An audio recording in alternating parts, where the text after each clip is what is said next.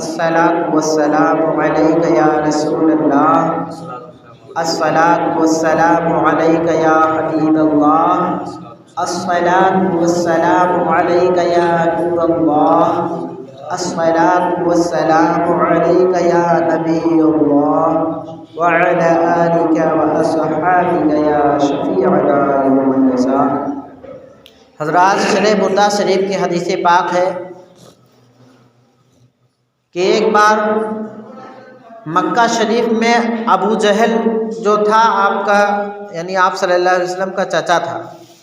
اس نے ایک خط لکھا۔ پہلے زمانے میں خط و خطابت چلا کرتی تھی۔ ایک خط لکھا حبیب امنی کے نام کا، اور خط میں لکھا کہ یہاں جو ہے محمد ابن عبداللہ ایک نیا دین لے کر آئے ہیں، اس دین کی ارشاد بڑی تیزی سے ہو رہی ہے، یہ بہت لوگ کلمہ پڑھ کے مسلمان ہو گئے ہیں، آپ لوگ جو ہے آپ یہاں آئیے اور مکہ والوں کو سمجھائیے، اور یہ لوگ آپ کی بات مان لیں گے۔ آپ پر جو ہے آپ کا جو ہے مکہ والوں پر بڑے احسانات ہیں، یہ لوگ آپ کی بات مانیں گے۔ جب حبیب امنی یمن سے چلا اور مکہ شریف میں پہنچا، اور جو ہی مکہ شریف میں پہنچا ابو جہل بلایا اپنے گھر پہ، خوب خاطر تواضع کی، خوب خاطر تواضع کی، خوب مہمان نوازی کی کہ ہمارا ہی سنیں گے،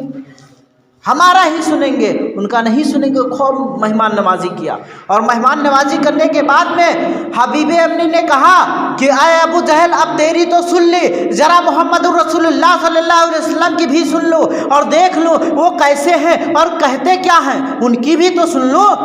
بات ایک طرف کا سن کے فیصلہ نہیں کیا جا سکتا ہے، ہم دونوں طرف کا جب سنیں گے تو فیصلہ کریں گے اس بات کا۔ حضور صلی اللہ علیہ وسلم کو مدعو کیا گیا۔ آپ صلی اللہ علیہ وسلم کو جب مدعو کیا گیا یعنی دعوت دی گئی، آپ صلی اللہ علیہ وسلم اپنے صحابہ کے ساتھ میں جو ہے مجمع میں تشریف لاتے ہیں، اور جب آپ مجمع میں تشریف لاتے ہیں، جیسے آپ کی تشریف آوری ہوتی ہے، آمنہ کا لال آتا ہے، اللہ تبارک و تعالیٰ کا محبوب جب جلوہ گر ہوتا ہے اس محفل میں، تو اس محفل میں سارے سناٹا چھا جاتا ہے، سارے لوگوں کے منہ میں زبان نہیں رہتی ہے، بولنے کی کوئی ہمت نہیں رہتا ہے۔ اسی لیے ہمارے اور آپ کے امام فرماتے ہیں کہ تیرے آگے دبے لچے یوں ہی فصحا عرب کے بڑے بڑے، تیرے آگے دبے لچے یوں ہی فصحا عرب کے بڑے بڑے، کوئی جانے کہ منہ میں زبان نہیں، کوئی جانے کہ منہ میں زبان نہیں، نہیں بلکہ جسم میں جان نہیں، نہیں بلکہ جسم میں جان نہیں۔ اس طریقے سے ساری مجلس پر سناٹا چھا گیا، اور جب رسول اللہ صلی اللہ علیہ وسلم سے اس نے حبیب امنی نے سوال پوچھا کہ آپ اللہ کے نبی ہیں، حضور صلی اللہ علیہ وسلم نے کہا کہ ہاں ہم اللہ کے نبی ہیں۔ کہا اگر آپ اللہ کے نبی ہیں تو کوئی معجزہ ضرور ہوگا، کوئی معجزہ دکھائیے۔ معجزہ اس چیز کو کہتے ہیں جو آدمی کے بس میں نہ ہو، وہ نہ کر پائے، معجزہ اس چیز کو کہا جاتا ہے۔ تو حضور صلی اللہ علیہ وسلم نے فرمایا کہ اے حبیب امنی بول تو کیا چاہتا ہے۔ حبیب امنی نے کہا، رات کا وقت تھا، حبیب امنی نے کہا کہ چاند اس سمے اپنے پوری روشنی پر ہے۔ چاند والا مہینہ کہتے نہیں، چاند والا اتنے دن رہتا ہے، 15 دن، 14ویں چاند کا تھا،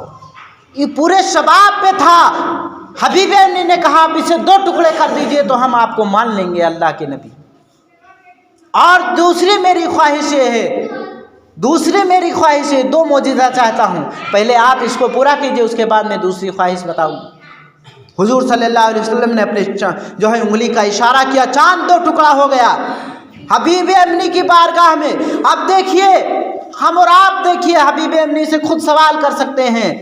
ایک عالم تصور میں سوال کر سکتے ہیں کہ اے حبیب امنی تو کس سے سوال پوچھ رہا ہے، کس سے اس کا جو ہے یہ چاند کے بارے میں تو کیا سوال کر رہا ہے، جس چاند کو حضور صلی اللہ علیہ وسلم نے بچپن میں کھیلا، بچپن میں آپ کا کھلونا بنا ہے۔ اللہ تبارک و تعالیٰ نے فرما دیا ہے اوروں کے بچوں کے کھلونے الگ ہیں، لیکن ہم اپنے محبوب کو ایسا کھلونا عطا فرما رہے ہیں، اپنے محبوب کو ہم نے اپنے نور سے بنایا ہے، اور جب اپنے نور سے بنایا ہے تو حضور صلی اللہ علیہ وسلم کے نور سے چاند و ستارے بنے ہیں۔ جب چاند و ستارے بنے ہیں تو اللہ نے اپنے حبیب کے نور سے جس چیز کو بنایا تھا اسی چیز کو اللہ کے حبیب صلی اللہ علیہ وسلم کے بچپن کا کھلونا عطا فرمایا۔ تو میرے دینی اور اسلامی بھائیوں، یہاں پہ آپ نے اشارہ فرمایا چاند 2 ٹکڑا ہو گیا، پھر اشارہ فرمایا چاند مل گیا۔ وہی کے لوگوں ہی نہیں دیکھا، بلکہ ہندوستان کے لوگوں نے دیکھا، پاکستان کے یعنی پوری دنیا نے، خلق کائنات نے دیکھا کہ چاند 2 ٹکڑا ہو گیا، پھر ایک سا مل گیا۔ یہ حضور صلی اللہ علیہ وسلم کو معجزاتوں میں سے معجزہ ہے۔ اب دوسرا معجزہ آپ حضرات سماعت فرما لے، دوسرا معجزہ اس کے بعد میں ختم کر دیا ہے۔ میرے دینی اور اسلامی بھائیوں، پھر حبیب امنی نے کہا یا رسول اللہ صلی اللہ علیہ وسلم، آپ نے تو جو ہے آپ اللہ کے نبی بے شک ہم مانتے ہیں، لیکن آپ ہماری دوسری خواہش پورا کیجئے۔ حضور صلی اللہ علیہ وسلم نے ارشاد فرمایا، بول دوسری خواہش کیا ہے؟ حبیب امنی نے کہا خود ہی بتا دیجئے دوسری خواہش کیا ہے، خود ہی بتا دیجئے۔ رسول اللہ صلی اللہ علیہ وسلم نے ارشاد فرمایا قربان جائیے اس آقا پر۔ حبیب امنی سے کہا کہ سن حبیب امنی، تیری ایک بیٹی ہے، اپاہج ہے، لولی ہے، لنگڑی ہے، اندھی بہری، تو چاہتا ہے اسے شفا ہو جا تجھے تیری بیٹی کو اللہ تبارک و تعالیٰ نے شفا عطا فرما دیا ہے، تیری بیٹی صحیح و سلامت تجھے ملے۔ حبیب امنی نے کہا